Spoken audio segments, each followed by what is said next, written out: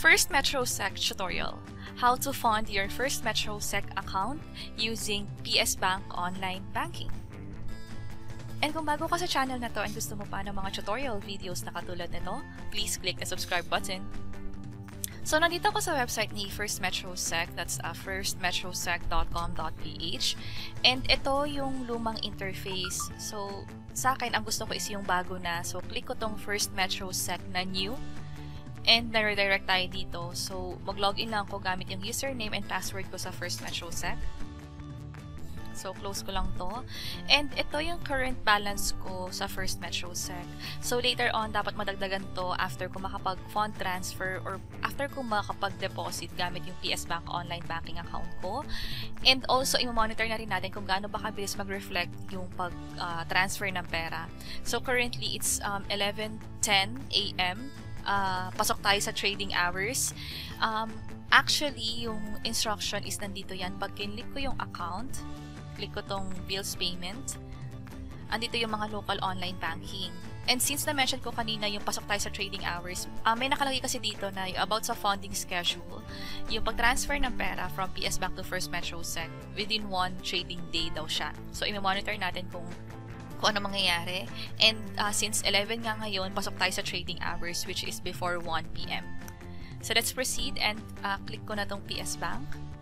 And na-redirect tayo sa website na to, that's www.psbank.com.ph, and click ko tong login and click personal and close ko to, and mag-login lang ako gamit yung username and password ko sa sa PSbank.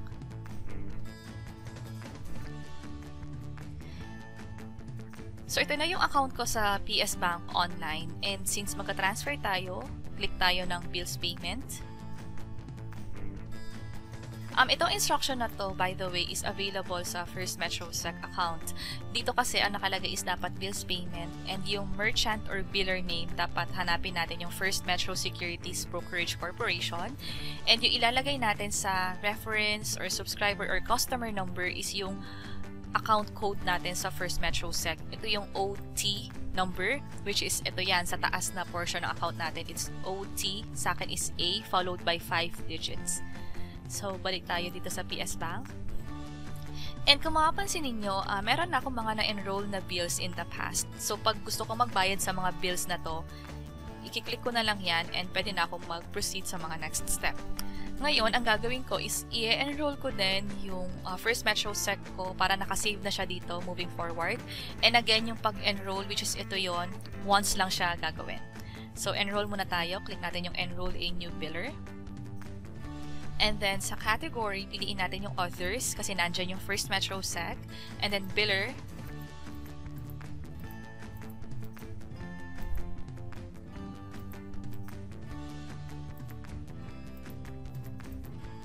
Ito siya. So, minsan, hindi siya nagpapakita kaagad. So, ang ginagawa ko is lilipat muna ako sa ibang category, then ipapopulate ko siya. Like ganito. So, pag okay na, balik ako sa others, and then sa biller, piliin ko na yung First Metro Securities Brokerage Corporation. Hindi ko alam kung ganun lagi, pero just in case ma-encounter niyo yung same issue na na-encounter ko kanina lang, lipat na lang kayo sa ibang category and then balik kayo sa others para mapili niyo yung First Metro para mapili niyo yung First Metro Securities Brokerage Corporation. Yung account number, ito yung OTA or yung OT number. So, balik ako sa First Metro Sec, highlight ko to. And then right-click, copy. Balik tayo sa PSbank. Tingnan natin kung pwede ma-paste. Right-click ako. So, bawal mag-right-click dito. Hit Ctrl-V sa keyboard. So, hindi rin pwede ma-paste. So, instead, i-type ko na lang siya dito.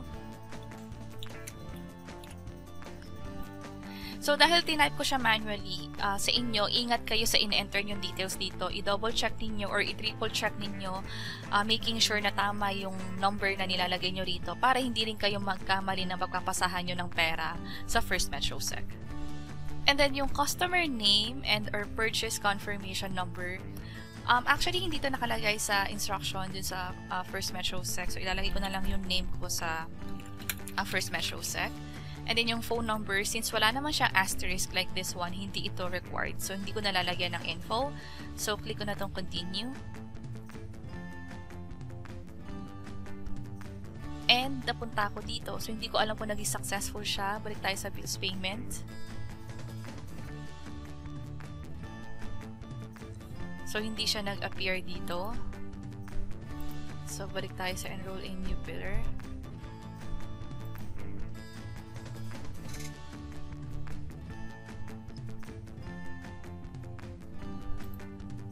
Click ulit yung others.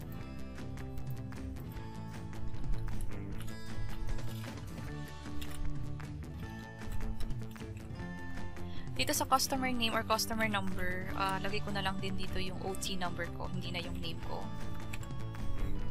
And then phone number, optional lang naman to, so leave ko na to as blank and click continue. And wala pa rin nangyari, so balik tayo. So for some reason, hindi ko siya ma-enroll. Try nating mag-proceed without enrollment. So ang gagawin natin is, pipiliin na lang natin siya dito sa list of category. And then biller, Firstmetrosec. So enter ko ulit dito yung OT code ko. And then dito rin. Scroll down ko lang.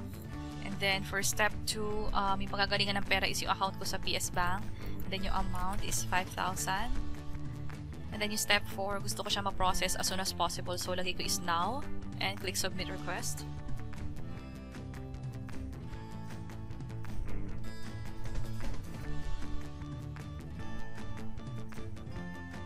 So, click ko tong okay. May na-send daw na OTP sa phone ko.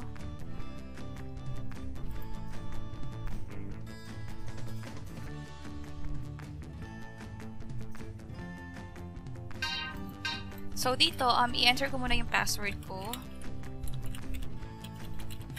And then, followed by the OTP na na-receive ko sa phone.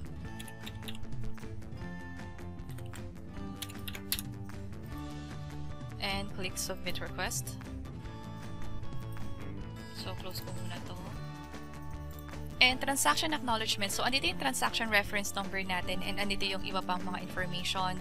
So, sa inyo, hanggat hindi nyo nako-confirm kung pumasok na ba yung pera sa Firstmetrosec, maganda na i-save nyo tong details na to. So, just in case magkaroon ng issue, like hindi nag-reflect yung pera sa Firstmetrosec kahit more than one trading day na kayo naghintay, pwede kayong mag-follow up or pwede kayong mag-report sa PSbank Online Banking and provide this screenshot na may kasamang transaction reference number as proof na ginawa nyo talaga yung transaction.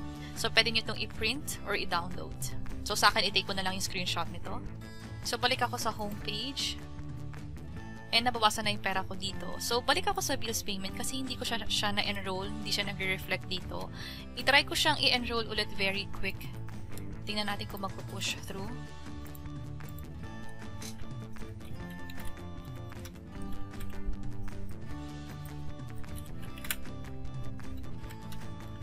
So, lagyan ko na rin dito ng phone number. And click continue. And yan, nakapag-enroll na tayo. So, click ko yung okay. Actually, itong enrollment is ginagawa ko na lang para next time gusto ko mag-transfer ulit ng pera from PSbank to Firstmetrosec. Magagawa ko siya by clicking dun sa enrolled bills. So, enter ko lang dito yung password ko muna and yung OTP. And this time, OTP naman.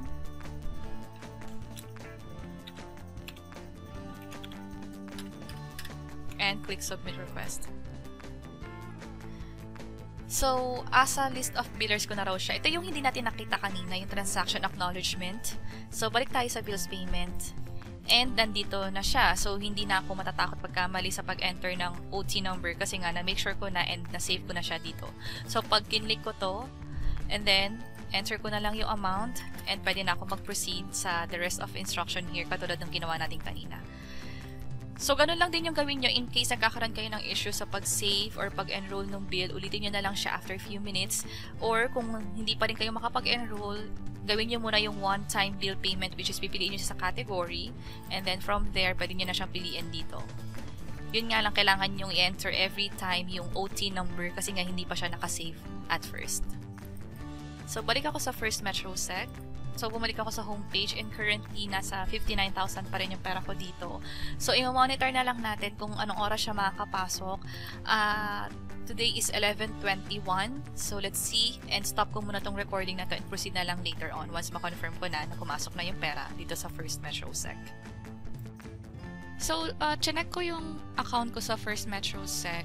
And ngayon, pumasok na yung tinransfer ko from PSbank to First Metro Sec. So, nadagdagan na yung balanse ko dito. And also, about sa schedule or timing, hindi siya pumasok within the trading day. Akala ko kasi papasok siya after a few hours kasi nag-transfer nga ako from 11 a.m. and that's before 1 p.m. bago mag-cut off yung trading hours. But instead, ang nangyari is pumasok siya ng Feb 19. So, Feb 19 ngayon. And nag-transfer ako from PSbank to First Metro Sec is Feb 18. And also, may na-receive din akong email notification about this cash-in. So, pag PSbank to First Metro Sec, may ma-receive kang cash-in notification.